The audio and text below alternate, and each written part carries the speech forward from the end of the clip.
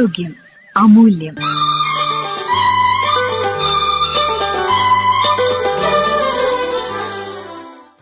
Goitre, ഇതേക്കുറിച്ച് സംസാരിക്കുന്നത് മാവൂർ ശാന്തി homeo ക്ലിനിക്കിലെ doctor Mubashira M.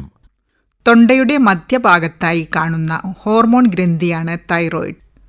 ശരീരത്തിൻ്റെ എല്ലാവിധ പ്രവർത്തനങ്ങളെയും തൈറോയിഡ് ഹോർമോൺ സ്വാധീനിക്കുന്നു.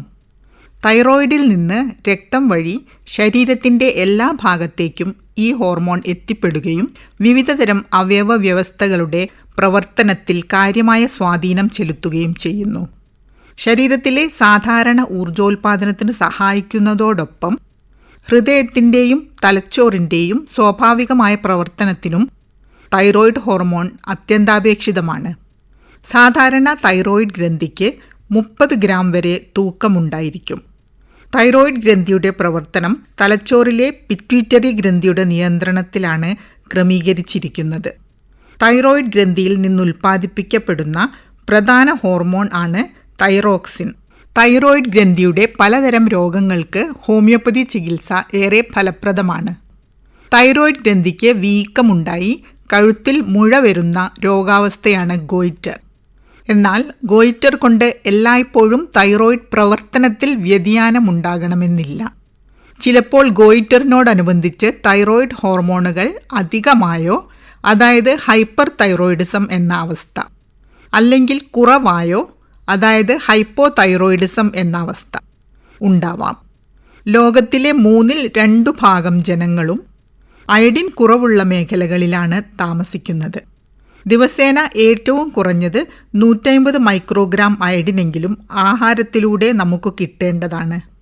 ചില ഭാഗങ്ങളിൽ, പ്രധാനമായും മലയോര പ്രദേശങ്ങളിൽ താമസിക്കുന്നവരിൽ രക്തത്തിൽ അയഡിൻ്റെ കുറവ് മൂലം തൈറോയിഡ് വീക്കമുണ്ടാകുന്ന എൻഡമിക് ഗോയിറ്റർ എന്ന അവസ്ഥയുണ്ടാകുന്നു. എന്നാൽ കേരളം പോലുള്ള കടൽത്തീര സംസ്ഥാനങ്ങളിൽ അയഡിൻ കുറവ് മൂലമുള്ള ഗോയിറ്റർ താരതമ്യേന കുറവാണ്.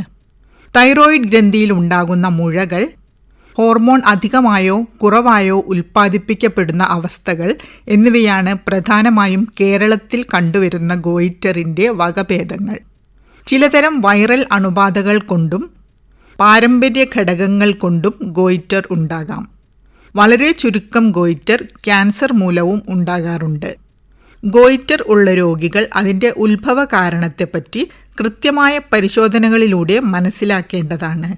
രക്തപരിശോധനകളിലൂടെ ഹോർമോൺ അളവുകളും അൾട്രാസൗണ്ട് സ്കാനിങ്ങിലൂടെ മുഴകളുടെ സാന്നിധ്യവും റേഡിയോ ഐസോട്ടോപ്പ് പരിശോധനയിലൂടെ ഗ്രന്ഥിയുടെ പ്രവർത്തന രീതികളും മുഴകളിലെ ക്യാൻസർ സാധ്യതയും മനസ്സിലാക്കാൻ സാധിക്കുന്നു.